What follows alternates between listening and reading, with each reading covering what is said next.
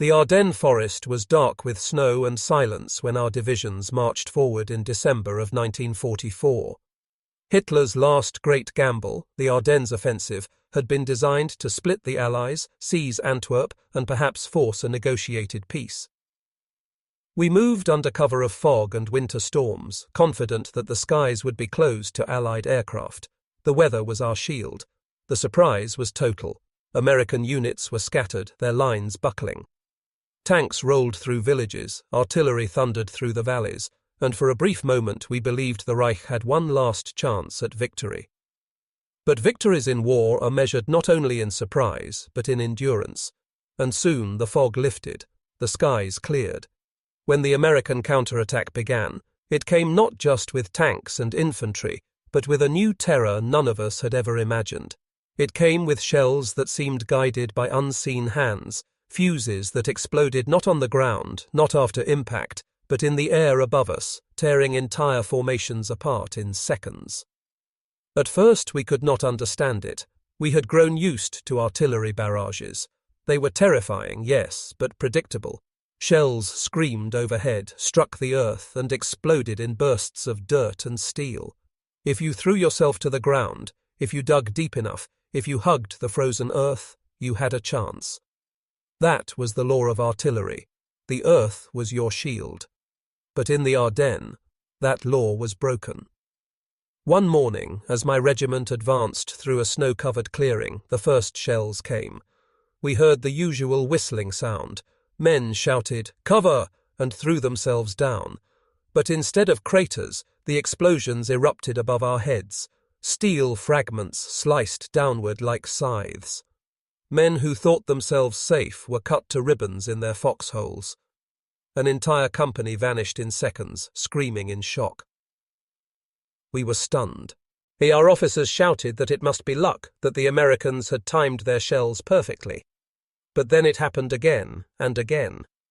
Every barrage seemed to detonate just at the right height, turning the air itself into a killing field. The trees above us splintered, snow rained down, and men were torn apart without warning. There was no shelter, no safety. The sky itself had become our enemy. Rumors spread quickly. Some swore the Americans had developed a new kind of magic, shells filled with radio waves or invisible wires. Others muttered that it was radar, the same mysterious force that had guided their planes to bomb our cities at night. We did not know the name then, but we had just met the proximity fuse, a weapon so simple in concept yet so devastating in practice that it broke the morale of entire units. The effect on our formations was immediate. Attacks that had begun with confidence collapsed under sudden slaughter. Infantry companies scattered, unable to march in groups for fear of being targeted. Officers struggled to rally men who now feared the sky more than enemy rifles. Our artillery duels, once fought shell for shell, now seemed useless. The Americans' fire was faster, deadlier, more precise.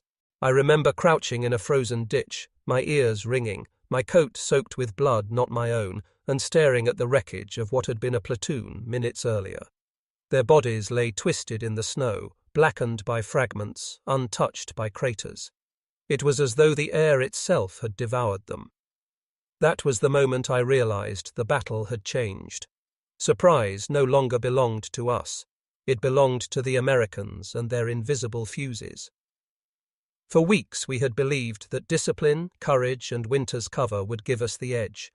But no courage could withstand shells that detonated in mid-air, killing men who thought they were safe.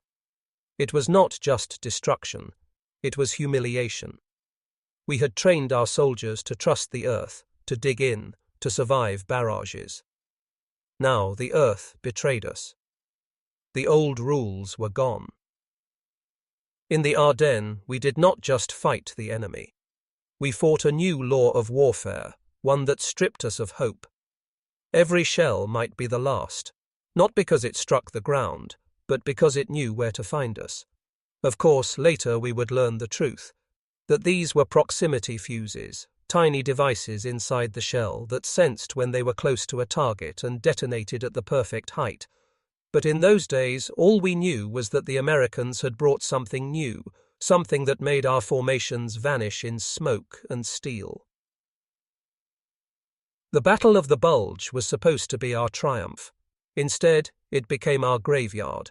And for many of us, the memory of those shells, exploding where no shell should, would haunt us long after the snow melted from the Ardennes. When the first proximity shells burst above us, the shock was so complete that we thought it must be chance. Perhaps American gunners had found the perfect range. Perhaps luck had cursed us. But as the days passed, luck became impossible to believe. Every barrage exploded in the air. Every detonation struck at just the height to cause maximum damage. It was not chance. It was something new, something we could not explain. Men who had marched confidently into the Ardennes now crouched in terror at every distant thump of American guns. We had been taught that survival meant digging deep. Foxholes, trenches, even shallow ditches were supposed to be our salvation. But when the shells burst overhead, the fragments fell like rain, slicing into men who thought they were safe. The very instincts drilled into us by years of war betrayed us. Soldiers huddled low, only to die with their faces pressed into the snow. I watched entire squads break apart in seconds. In one clearing, 2 companies moved forward in formation when the first proximity barrage landed. Snowflakes filled the air, then smoke, then steel. The men fell as though scythed by an invisible hand. The survivors fled in every direction, stumbling through trees, discarding weapons in panic. They had not faced tanks or planes or even rifle fire. They had faced the sky itself. Rumors consumed the campfires at night. Some said the Americans had trained birds to guide the shells. Others whispered of magnets or of spirits summoned by their scientists. The most common explanation was radar. We had heard of it, the invisible beams that guided their night bombers. Now, men believed those beams had been placed inside shells. It sounded impossible, yet what else explained explosions that seemed to sense exactly where we were? The terror was not only physical, it was psychological. Every movement in groups became dangerous. Marching columns dissolved into scattered clusters. Officers shouted for order, but soldiers refused to bunch together. Even artillery crews, once proud of their precision, could not match the speed or effectiveness of the Americans. Our shells struck the earth, creating craters and mud. They say it was struck the air, creating death everywhere at once. The Ardennes forest echoed with the cries of men caught in those storms. Trees shredded, branches tore away, snow cascaded down in waves of fire and ice. The smell of burned powder and blood hung heavy. We learned quickly that to stay still was to die, but even movement offered little hope. The shells did not discriminate. They burst whether we advanced or retreated. I remember the look on the face of a young lieutenant after one barrage annihilated half his company. His eyes were wide, his voice shaking. "How can we fight this?" he asked no one in particular. None of us had an answer. Courage meant nothing when the enemy's weapons could find you no matter where you hid. What made it worse was the timing. The Ardennes Offensive had begun with such hope. We had surprised the Allies, thrown them back, created panic in their lines. The newspapers had promised another victory like 1940, another miracle of German arms. But once the skies cleared and the proximity fuses began to speak, that illusion crumbled. We realized we were not witnessing the birth of victory. We were walking into a slaughterhouse. There were moments when we tried to adapt. Soldiers spread out more thinly, avoiding open ground. Units marched at night, believing the darkness might protect them. But still the shells came, bursting above us, indifferent to time or place. The old tricks of survival were useless. Our commanders ordered counter-battery fire, but American guns seemed always faster, always more precise. Their artillery officers boasted later that with the fuses they could kill 10 times as many men with the same number of shells. From where we stood, it felt like truth. In one valley near Bastogne, my regiment tried to dig in. The ground was frozen, the snow deep, but still we scraped at the earth with shovels and bare hands. We prayed that depth would save us. When the barrage began, hope shattered instantly. The first shells burst above, showering us with fragments that pierced helmets, tore through coats, ripped into flesh. Men screamed in agony, their blood staining the snow black. The trenches filled not with safety, but with death. We abandoned them in chaos, running through the trees as the explosions followed. That night our commander admitted the truth. There is no defense against this. The worst part was watching morale collapse. Veteran soldiers who had survived years of war now shook like frightened children. Officers struggled to enforce discipline, but fear spread faster than orders. Men avoided gathering in groups, avoided fires, avoided the very things that gave them strength. The Americans had found a way to make us distrust each other's closeness. That was perhaps the most insidious power of the proximity fuse. It turned unity into danger. I will never forget the sight of a convoy destroyed in seconds. Trucks full of supplies wound down a frozen road when the shells found them. Instead of craters in the ground, the explosions burst above the vehicles, shredding canvas, tearing drivers from their seats, igniting fuel. Flames lit the snow, black smoke rolled through the forest, and in minutes what had been a column of strength became a twisted graveyard. Survivors stumbled away, coughing, eyes wild. They whispered one phrase again and again: "The shells know where we are." Whether true or not, that belief killed as surely as shrapnel. Once men believed the enemy had shells that could sense their presence, their courage evaporated. And so, formations dissolved, attacks stalled, and our offensive lost momentum not only from lack of fuel or stiff resistance, but from the invisible terror that hunted us in the sky. We learned later that these fuses were the result of years of secret work, guarded more closely than even the atomic project. Each tiny device carried a sensor that triggered detonation when near a target. It was science turned into death, precision made casual. But at the time, all we knew was this: that the Americans had changed the rules. The old world of artillery, where the earth was our friend, was gone. The new world offered no shelter. By the time December turned to January, the Ardennes was no longer our battlefield. It was our grave. The proximity fuses had taken the last hope of German victory and burned it in the snowy woods. We no longer marched with pride. We marched only to survive, praying that the next barrage would pass us by. By January 1945, the Ardennes Offensive that had begun with such thunder was crumbling into retreat. The last gamble of the Reich had collided with the sheer weight of American industry and with a weapon we could neither counter nor comprehend. Every day that passed, the proximity fuses carved deeper into our strength, cutting men from their units, tearing holes in our attacks, and spreading despair that no order could repair. I remember the bitter cold of those final weeks. Snow lay deep, the trees black with soot from constant bombardment. We moved in ragged columns, no longer advancing, only struggling to hold ground. The old confidence was gone. Even the veterans who had once sneered at death now looked over their shoulders at the sky, flinching at every distant thunder. We had been soldiers of the ground. Now we were hunted from above by shells that seemed alive. In one engagement near Foxholes, I saw an entire battalion try to cross a ridge at dusk. They moved quickly, hoping the darkness would protect them. The Americans must have been waiting. The first shells burst above the leading companies, shredding men instantly. Panic rippled backward.